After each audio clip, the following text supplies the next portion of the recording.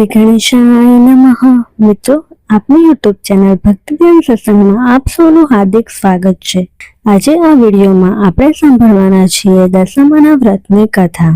આ વ્રત અષાઢ વદ અમાસને દિવસે લેવાય છે। વ્રત કરનારે પ્રાતઃકાલે સ્નાન કરી ધૂપ દીપ કરી શ્રદ્ધાપૂર્વક દશામાની કથા વાર્તા સાંભળવી, 10 દિવસ સુધી નકોડા ઉપવાસ કરવા અને જો નહીં થઈ શકે તો એકટાણું કરવું, માટીની સાઢણી બનાવી તેનું પૂજન કરવું, 10મે દિવસે આ સાઢણી નદીમાં પધરાવવી, 5 વર્ષે વ્રતનું ઉજવણું કરવું, ઉજવણામાં યથાશક્તિ સોના ચાંદી કે પંચધાતુની સાધણી બનાવી બ્રાહ્મણને દાન આપવી, વસ્ત્રદાન કરવું, દક્ષિણા આપવી। ભક્તિભાવપૂર્વક દશામાનું વ્રત કરનારની સુખ શાંતિ અને સમૃદ્ધિ જળવાઈ રહે છે। સુવર્ણપુર નગરમાં જગતસિંહ નામે ઘણો જ ગર્વિષ્ઠ રાજા રાજ કરતો હતો। તેના નગરની સમૃદ્ધિનો પાર ન હતો। આ રાજાની ગુણિયલ, સંસ્કારી, અતિ સુશીલ અને રૂપવતી રાણીનું નામ અંગનસેના હતું। રાણી ઘણી જ નમ્ર અને ધાર્મિક હતી। તે ઘણીવાર રાજાને અહંકાર ન કરવા સમજાવતી, પણ રાજા કદી તેની વાત સાંભળતો નહીં। અષાઢ મહિનાના દિવાસાનો દિવસ આવ્યો। તે દિવસે રાણી પોતાના ઝરૂખામાં બેઠી હતી ત્યારે નદીના કિનારે કેટલીક સ્ત્રીઓને વધ કરતી જોઈ રાણી કુતૂહલવશ થઈ। તરત દાસીને આજ્ઞા આપી કે નદીના કિનારે 16 શણગાર સજીને ટોળે વળેલી સ્ત્રીઓ શું કરે છે તે જાણી લાવો। દાસી દોડતી દોડતી સ્ત્રીઓ પાસે ગઈ અને પૂછવા લાગી કે તમે બધા શું કરો છો? ત્યારે એક સ્ત્રીએ જવાબ આપતા કહ્યું, અમે દશામાનું વ્રત કરીએ છીએ। આ વ્રતની વિધિ એવી છે કે સૂતરના 10 તાર લઈ 10 ગાંઠો વાળવી, ગાંઠે ગાંઠે કંકુના ચાલ્લા કરવા। ત્યારબાદ સ્ત્રીઓએ વ્રત ક્યારે કરવું, કેવી રીતે કરવું વગેરે જણાવ્યું। દાસી મહેલમાં આવી ને રાણીને બધી વાત કરી। ધાર્મિક સ્વભાવની રાણીએ પણ આ વ્રત કરવાની ઈચ્છા થઈ। તેને મનથી વ્રત કરવાનું નક્કી કરી લીધું। તેને આ વાત રાજાને જણાવી તો અહંકારી રાજાએ ના પાડી દીધી અને કહ્યું, આ વ્રત તો ગરીબ ગુરબા માટે છે। તારે તો ઘણી સાહેબી છે, ધન દોલત, નોકર ચાકર, બાગ બગીચા, રાજપાટ બધું છે। શા માટે તારે આ વ્રત કરવું છે? છોડી દે। રાજાના અભિમાન ભર્યા વચન સાંભળી રાણીનું દિલ દુભાયું। એ જાણતી હતી કે ગમે તેવી સમજાવટ છતાં અભિમાની રાજા 1નો 2 થવાનો નથી। રાજાએ અહંકાર, ગર્વ અને અભિમાનમાં ચકચૂર થઈને દશામા વ્રતનું અપમાન કર્યું। તેથી દશામાં ક્રોધનો પાર ન રહ્યો। માએ રાજાના સ્વપ્નમાં આવીને એક જ શબ્દ કહ્યો, પડું છું। બીજા જ દિવસે પડોશી રાજા લાવ લશ્કર સાથે ચડી આવ્યો। આવા અણધાર્યા હુમલાથી રાજા જગજીતસિંહ ગભરાયો। જીવ બચાવવા માટે રાણી અને બંને કુંવરોને લઈને જંગલના રસ્તે ભાગ્યો। રાણી અનંગસેન સમજે છે કે પોતાના પતિએ કરેલ દશામાના વ્રતના અપમાનથી આ દશા પ્રાપ્ત થઈ છે। ઘોર જંગલમાં રાજા રાણી ઉઘાડા પગે ચાલ્યા જાય છે। પગમાં કાંટા કાકરા ભોંકાય છે। દુઃખ અને થાકનો પાર નથી। કુંવરો તરસ્યા થાય છે। એટલામાં એક વાવ આવી। રાજા રાણી પાણી લેવા માટે વાવમાં ઉતર્યા। પાછળ બંને કુંવરો ઉતર્યા તો દશામાએ અદ્રશ્ય રહી બંને કુંવરોને ખેંચી લીધા। કુંવરોને અદ્રશ્ય થઈ રાજા રાણી વિલાપ કરવા લાગ્યા। રાજા પણ મનમાં સમજી ગયો કે નક્કી આ દશામાનો કોપ છે। એ રાણીને આશ્વાસન આપતા સમજાવે છે કે જેણે આપ્યા એને લઈ લીધા, હવે એ જ આપશે। રુદન કરતી રાણીને સમજાવતો રાજા આગળ ચાલ્યો। થાકના લીધે બંનેના પગ ઘસડાય છે। પગમાં વેઢા વેઢાના કાંટા ભોંકાઈ ગયા છે, તેથી પીડાનો પાર નથી। રસ્તામાં એક વાડી આવી। રાજાને થયું કે હાશ, 2 ઘડી વિસામો તો મળશે, પણ જ્યાં રાજાએ વાડીમાં પગ મૂક્યો કે ખીલેલા બધા ફૂલો કરમાઈ ગયા। વાડીનો માળી વિચારવા માંડ્યો કે નક્કી આ માણસ પાપી પગલાનો છે, તેથી માળી લાકડી લઈને રાજાને મારવા દોડ્યો। રાજા રાણી માંડ બચીને ભાગ્યા। જીવનથી હતાશ થઈ ગયેલા ભિખારી જેવી હાલતમાં બંને એક નગરમાં આવ્યા। તે નગરમાં રાણીની બહેનપણી રહેતી હતી.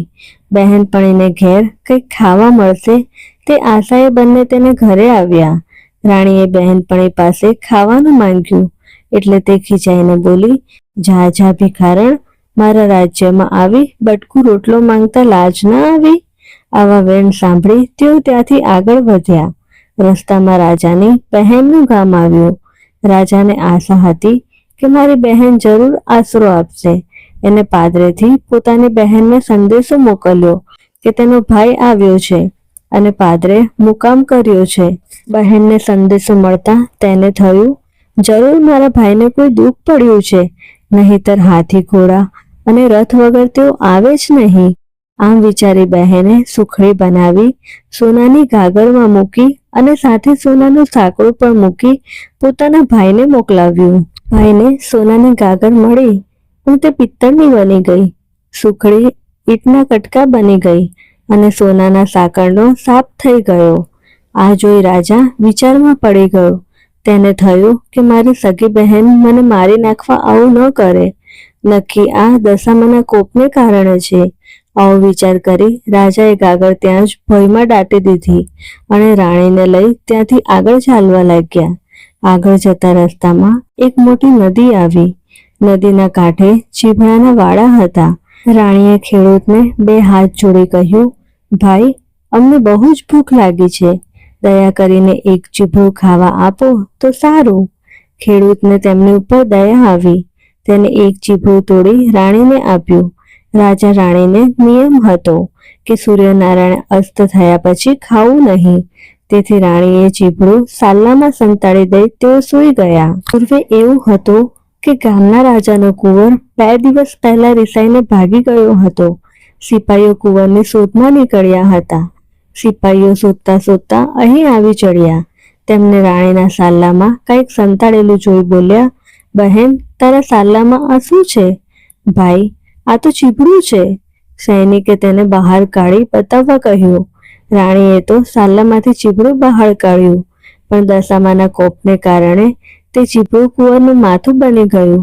આથી રાજાના સિપાઈઓ ખૂબ જ ગુસ્સે થઈ ગયા અને બોલ્યા, તમે રાજાના કુંવરને મારી નાખ્યો છે. આમ બોલી તેમને દોરડાથી બાંધીને લાતો મારતા નગરમાં લઈ ગયા. નગરના રાજાને બધી વાત કરી. રાજાએ પોતાના કુંવરની હત્યા કરવા બદલ જગજીતસિંહને કાળ કોટડીનો હુકમ આપી બંદીખાનામાં નાખી દીધો. રાજા વગર વાગે કેદ થયો. તેથી રાણી અનંગસેન પર દુઃખનો પહાડ તૂટી પડ્યો. એ રોજ જંગલમાં જતી ને લાકડાનો ભારો લઈ આવતી. જે પૈસા મળે એમાંથી પેટનો ખાડો પૂરતી. આમ દિવસો પર દિવસો પસાર થવા લાગ્યા.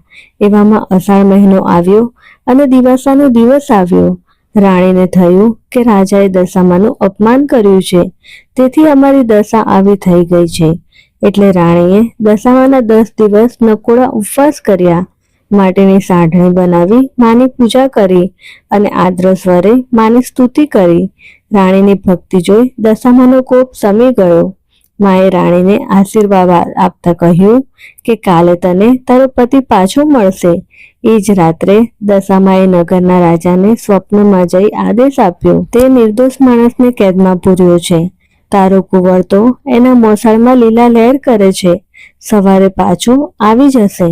સવાર પડતા જ દશામાની કૃપાથી કુંવર પાછો આવી ગયો. રાજાએ જાતે જઈને જગજીતસિંહને બંદીખાનામાંથી મુક્ત કરી ક્ષમા માંગી. એટલું જ નહીં, ખૂબ ધન પણ આપ્યું. રાજા રાણી રથમાં બેસી સુવર્ણપુર આવવા નીકળ્યા. રસ્તામાં બહેનનું નગર આવ્યું. રાજાને પેલી ગાગર યાદ આવી. પાદરે આવીને ખાડો ખોદીને જોયું તો ગાગરમાં સોનાની સાંકળું અને સુખડી હતી. એટલામાં બહેન પણ આવી. તે ભાઈ ભાભીને આગ્રહ કરી પોતાના ઘેર લઈ ગઈ. રાજા રાણી 2 દિવસ ત્યાં રોકાઈને આગળ ચાલ્યા. રસ્તામાં રાણીની બહેનપણીનું ઘર આવ્યું.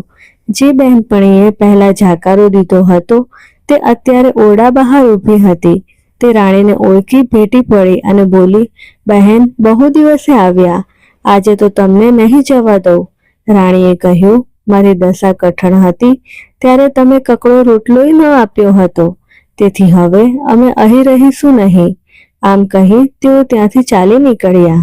ત્યાંથી ચાલતા ચાલતા તેઓ ગામને પાદરે આવેલી વાડીમાં આવ્યા. સુકાયેલી વાડી તેમને આવતા લીલીછમ થઈ ગઈ. માળી તેમને હાથ પકડીને વાડીમાં લઈ ગયો. વાડીમાં થોડો વિશ્રામ કરી તેઓ આગળ ચાલ્યા. રસ્તામાં વાવ આવી. વાવના કાંઠે દશામાં વૃદ્ધ ડોશીનું રૂપ ધારણ કરીને ઊભા હતા. બંને કુંવરો તેમની આંગળી પકડીને ઊભા હતા. રાજા રાણી તરત જ માતાજીને ઓળખી ગયા અને તેમના ચરણોમાં ઢળી પડ્યા. દશામાએ અસલ સ્વરૂપમાં આવી દર્શન આપતા કહ્યું, હે રાજા, તે અભિમાન આણીને મારા વ્રતનું અપમાન કર્યું હતું, તેથી હું તારા પર કોપાયમાન થઈ હતી, પણ હવે તારો ગર્વ ઓગળી ગયો છે. વળી તારી રાણીને ભક્તિભાવથી મારું વ્રત કર્યું છે, તેથી હું તમારી પર પ્રસન્ન થઈ છું. તારું રાજ તને પાછું મળી જશે. માં કરતો રાજા જગજીતસિંહ દશામાના પગમાં આડોડી પડ્યો. માં, હે દયાળી, કળિયુગમાં તમારી કારમી કસોટીમાંથી કોઈ પાર ઉતરી નહીં શકે, એટલા માટે આવો કોપ કદી ન કરશો. દશામાં મીઠું હાસ્ય વેરતા બોલ્યા, તારી વાત કબૂલ કરું છું. કળિયુગમાં જે કોઈ મારું વ્રત કરી મારી કથા સાંભળશે કે સંભળાવશે તેની દશા સદા સારી રહેશે. આમ કહી દશામાં અંતર્ધ્યાન થઈ ગયા. રાજા રાણી બંને કુંવરો લઈ પોતાના રાજ્યમાં આવ્યા. જગતસિંહના સેનાપતિએ પડોશી રાજાને હરાવીને રાજ પાછું મેળવ્યું હતું. નગરમાં સમાચાર પહોંચ્યા કે રાજા રાણી પાછા આવી ગયા છે. ત્યારે નગરના લોકોએ વાજતે ગાજતે સામૈયું કરી તેમને તેડી લાવ્યા. રાજા રાણી આનંદપૂર્વક દિવસો પસાર કરવા લાગ્યા. રાજા રાણીએ 5 વર્ષ સુધી દશામાનું વ્રત કર્યું. વ્રત પૂરું કર્યા બાદ તેનું ઉજવણું પણ કર્યું. હે દશામા, જેવા તમે રાજા રાણીને ફળ્યા તેવા તમારા વ્રત કરનાર સૌને ફળજો. જય દશામા. તો મિત્રો, આજના આ વિડીયોમાં આપણે સાંભળી દશામાની વ્રત કથા. જો તમને વિડીયો પસંદ આવ્યો હોય તો વિડીયોને લાઈક કરજો, તમારા મિત્રો સાથે શેર કરજો અને અમારી ચેનલ પર નવા હોય તો સબસ્ક્રાઇબ કરી લેજો. કમેન્ટમાં જય દશામા લખવાનું ભૂલશો નહીં.